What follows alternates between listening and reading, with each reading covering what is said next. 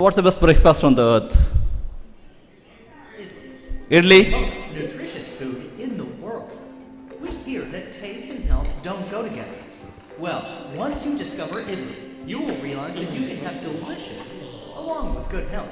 Its nutrient quotient is so high that it has been recommended by several organizations in the world, including World Health Organization. Italy is one of the best Indian inventions in the world. It is 2 to 3 inches in diameter and consists of fermented black lentils and rice.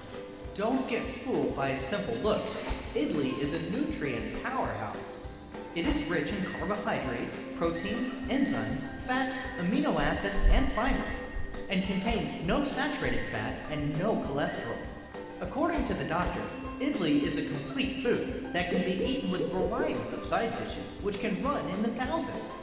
It is easily digested and can be eaten by anyone, from small babies to the old man, healthy people to those who don't even have teeth. So go ahead, include Italy in your daily diet, and enjoy the taste with health. Italy, the most nutritious and complete food from a great country called India. You can stop it. Yeah.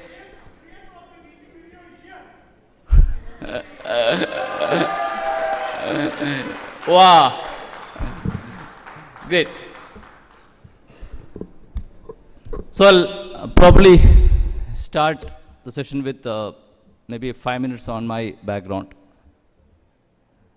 and then move on to the idli business, and then talk about the challenges and the mistakes that we did. I think, yeah. Idli is not from India. Idli is from Tamil Nadu. So, I was very unlucky that I was not from Coimbatore, and I didn't have MBA in the Coimbatore name, as doctor had. So I had no option other than going to an MBA school. Thank you, sir. So about me, a school dropout who failed in 6th standard, a person from a very remote village.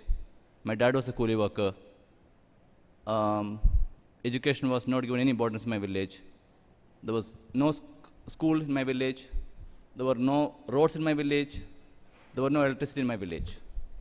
Unfortunately, I don't have a photo of the village with me now. Hopefully next time. So, poverty was part of our life. And 3-time meal a day was a luxury in my life. Those days. Was very poor in studies, failed in 6th, dropped out of school. Then one teacher, those days, Teacher Matthew, felt he could probably motivate me and bring me back to school. And of course, my dad supported it. By doing it my 6th standard twice, somehow I came out as a topper in 7th standard. And there were no schools nearby for me to do my so-called higher education, which is a high school those days. I had to walk almost 8 kilometers a day to my nearby high school, and came out in flying colors in 10th, who became a topper in the district during those days. Journey didn't stop there. I went, preached Calicut for the first time. And by the way, I hail from a very remote village in a place called Wayanad, a very beautiful place. If you have not visited, you must. I reached Calicut, joined a place called Farooq College. Probably some of you know that. And out there, they had a special scheme for poor kids, wherein the rich kids used to support or sponsor free meal for the poor kids. And I was lucky to be part of that poor kids scheme. Did my entrance, appeared for entrance exam, and came out in flying colors in the entrance exam. Got admission in REC Calicut, which is NIT these days. Got a campus offer from Motorola during those days. Reached in Bangalore, and probably that was the first time I was leaving Kerala during those days. Soon after joining Motorola, I was very lucky that I was able to take a flight to Ireland to support some of the operations in Ireland. Worked in Ireland for a while, then moved to Citibank in Middle East. Worked with Citibank for almost 7 years, and decided to come back to India. Decided to come back to India for some specific reasons. I think that's where I would probably start my journey out here. One, wanted to spend some more time with my parents.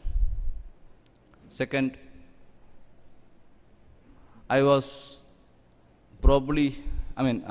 to pursue my higher studies after my engineering, but with the condition of the family, it was very difficult for me. So I wanted to pursue my higher studies. Third, I wanted to see how can I contribute back to society. So came back, was lucky, very lucky, I would say, to have cracked the so-called IIM entrance exams, and did my MBA from IIM Bangalore. At the same time, I was having chat with my childhood friends, who used to be my cousins as well, to do something different in our life. And that's how the concept of the brand ID was born. My cousin was running a very small-scale Kirana store in a place called Indira Nagar in Bangalore. That was a time, the batter supplier, the idli dosa batter supplier, who used to pack idli dosa batter in a plain pouch with a rubber band on top and supply to him on a daily basis. And he was getting regular quality complaint from the customers, and a lot of hygiene risk as well. When he brought up this issue to us, we thought there is an opportunity for us to get in. And that's how we tried. And today, we are there in 9 cities with a range of products that you can see out there. And we cater to 1 million idli on a daily basis today in the market.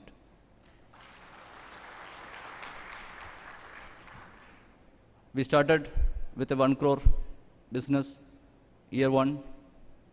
We are probably valued at 1,000 crore in the market today.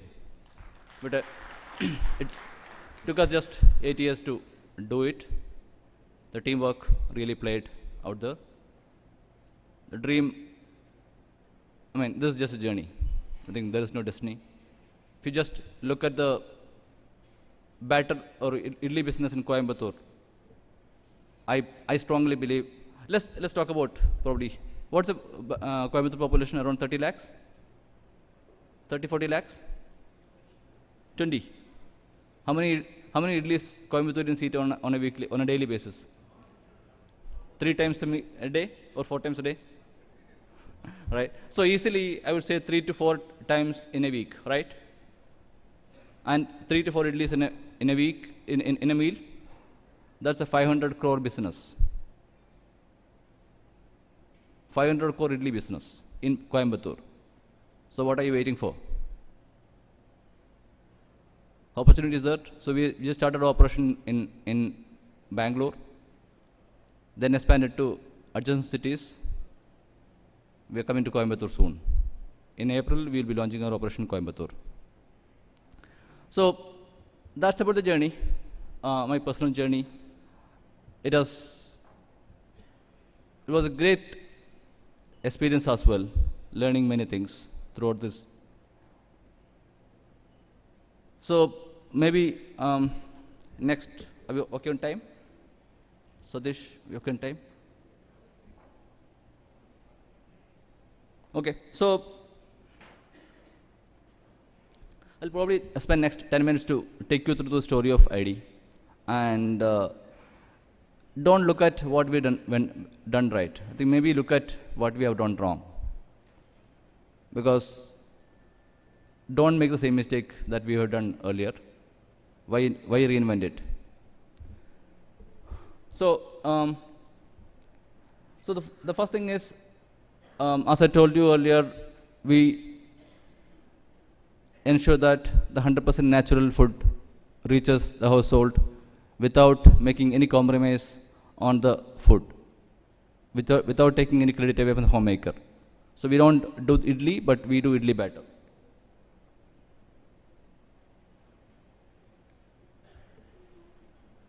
So